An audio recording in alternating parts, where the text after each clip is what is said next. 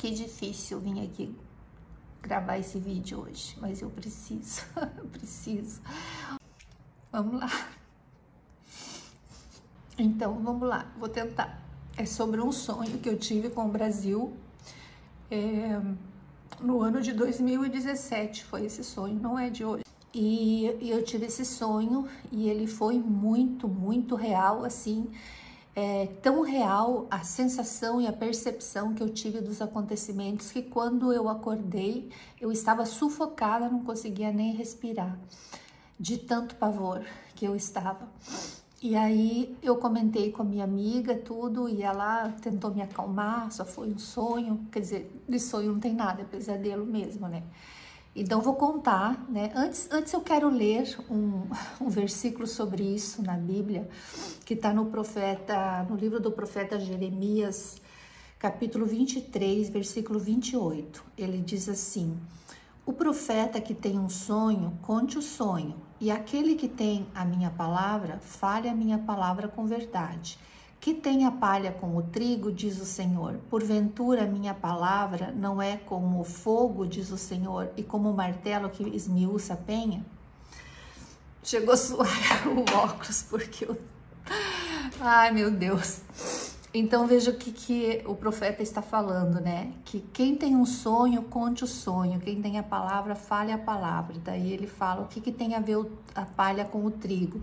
Então, o que ele está tentando explicar, né? O trigo, simbolicamente, tem o grão, tem o alimento da onde é feito o pão, né? E a palha se joga fora. Então, às vezes, no sonho, pode ter o trigo, pode ter a mensagem de Deus e pode ter a palha que se joga fora.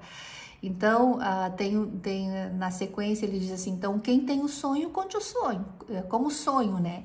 Então, eu sempre quis encarar como apenas um sonho, mas queimava meu coração. Aqui ele diz assim, né, que... porventura a palavra dele não queima, então eu sabia que tinha alguma coisa mais, porque sempre queimava no meu coração. Esse sonho nunca mais saiu da minha cabeça. Você vê, ele aconteceu há 7 anos atrás, né?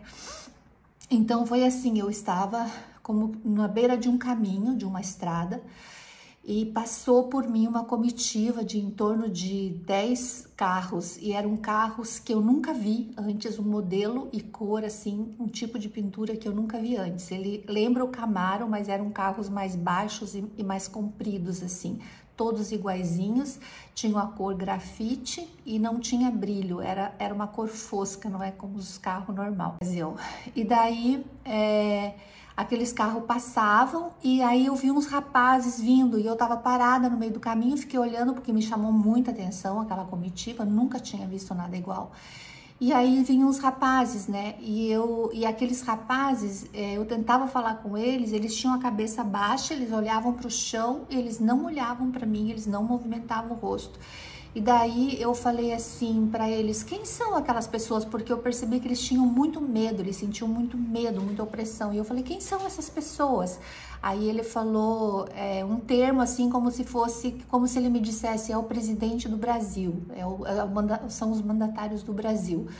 E daí eu fiquei olhando e o moço falou aquilo e seguiu andando, não olhou para mim. Eu parei e fiquei olhando, quando parasse eu queria ver quem eram aquelas pessoas. E aí começaram a descer, os homens e mulheres desciam daquele carro, os homens muito elegantemente vestidos, trajavam um terno cinza, assim, um grafite igual o carro, era muito incrível, eles eram assim muito... Sabe aquela coisa muito parecida, parece mesmo o do exército, né, da China que a gente vê.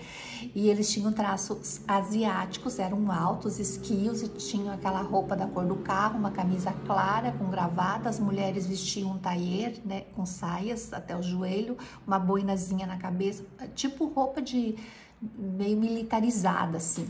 Mas era dessa cor assim clara, a parte de dentro e por fora grafite da cor do carro. Aí quando eu olhei aqueles homens com aqueles traços que não eram brasileiros e as mulheres também não, eu gritei para os rapazes e falei assim, mas como assim que você está me dizendo que ele é o mandatário do Brasil, o presidente do Brasil, se ele não é brasileiro? Aí ele não levantou a cabeça, continuou com a cabeça baixa e falou assim, mas o Brasil é deles agora.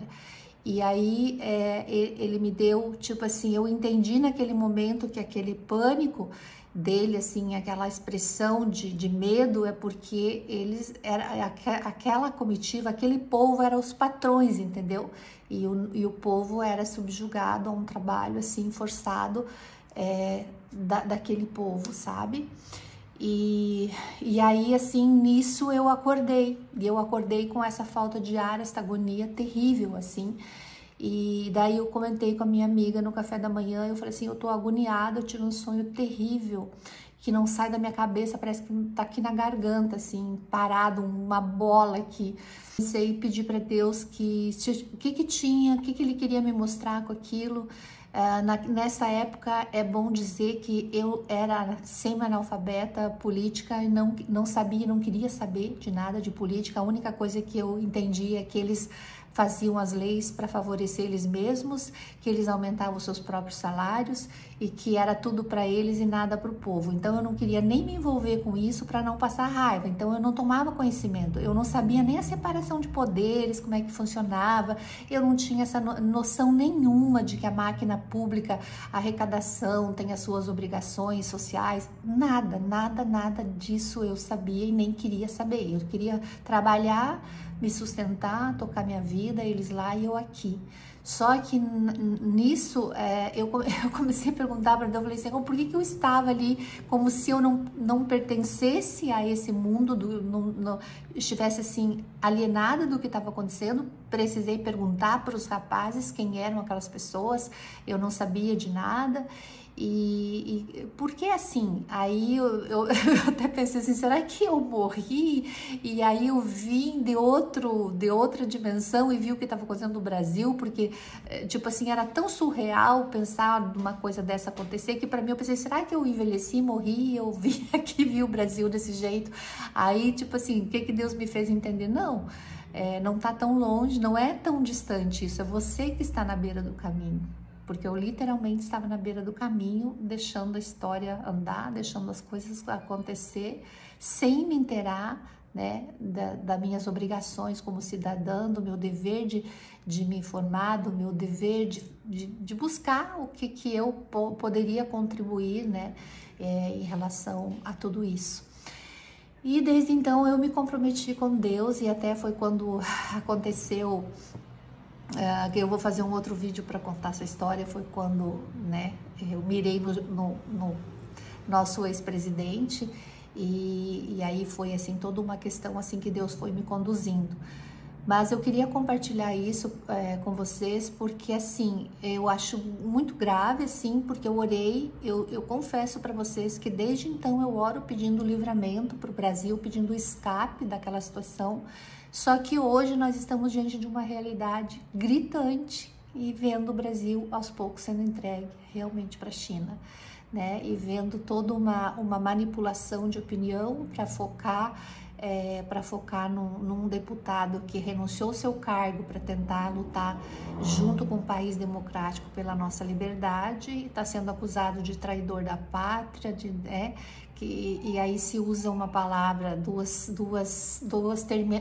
termos que não são reais no Brasil. Nem democracia existe mais, e muito menos soberania. Um país só é soberano quando ele não depende, inclusive, da tecnologia, a tecnologia no sentido de geolocalização. Imagine se os Estados Unidos cortassem o GPS, cortasse Google, cortasse tudo do Brasil. Simplesmente o Brasil ia colapsar, porque o espaço aéreo, tudo, espaço terrestre, tudo depende, né, dessa geolocalização. E tudo entraria em colapso. Então, quer dizer, como que uma nação é soberana com essas dependências básicas de outros países? Aí, não, mas então se sair a tecnologia dos americanos, vamos isolar da América e vamos nos unir, né, com China, então, com esses países aí, pegar a tecnologia de lá. Aí, então, seremos todos monitorados, né, como é o regime deles lá. Vocês acham que vão implantar diferente aqui no Brasil? De maneira nenhuma, né? E o que agravou no meu coração e começou uma inquietação para eu compartilhar é porque eu assisti, eu vou colocar o link desse vídeo que está no YouTube, quem tiver a curiosidade de assistir, sobre o regime de trabalho na China, sobre o que eles fazem com o seu povo. Então, se eles fazem isso com o seu povo, que não farão com uma nação não desenvolvida como o Brasil, que se tornará a sua colônia, né? Então, assim, toda essa gritaria desta juventude, desses estudantes, né? Vamos nos livrar do patriarcado, dos aquilos, dos opressores, e mal sabem eles que podem entrar embaixo de um jugo muito mais pesado do que se possa imaginar. Então, assim, é sério, eu não tô fazendo esse vídeo para ganhar visualização, nem gosto desse termo viralizar, nem gosto desse termo, mas o que eu quero é fazer um apelo para todos os que realmente amam o Brasil, para aqueles que têm os seus filhos, os seus netos, assim como eu, tenho os meus filhos que são jovens, tenho o meu netinho, e desejo que eles vivam num país livre, né, no mínimo, com o mínimo de liberdade e de direitos, né. E nós estamos vivendo, é notório que nós estamos vivendo um estado de exceção, e está sendo, né, toda uma mídia aí manipulando a opinião para as pessoas focarem em alguém, né, tratar como inimigo alguém que não é inimigo, que está lutando, pelo contrário, está lutando pela nação. E então, assim, é triste, é muito triste de ver o que nós estamos vivenciando hoje, é muito triste ver que só um lado está podendo falar e o outro lado está sendo reprimido, criminalizado, né, oprimido, injustiçado. Mas nós, como cristãos, precisamos entrar nessa guerra, mas não basta fazer o certo, precisa fazer da maneira certa. Então, Deus tem me dado muitas estratégias, assim, tanto de oração quanto de ensinamento, e eu vou compartilhando aqui o meu desejo em relação a esse vídeo, é que vocês se mobilizem uns aos outros, né? As pessoas que, né, têm fé e que busquem a Deus, que intercedam, que busquem uma diretriz daquilo que possa fazer de alguma maneira para auxiliar e impedir que isso venha acontecer, porque às vezes Deus mostra alguma coisa, não é porque aquilo vai acontecer, mas porque Ele justamente quer que a gente se mobilize para que não aconteça. E é o que eu desejo, que não aconteça, embora a gente esteja um passo, né, caminhando a passos largos, mas o meu desejo profundo é que não aconteça.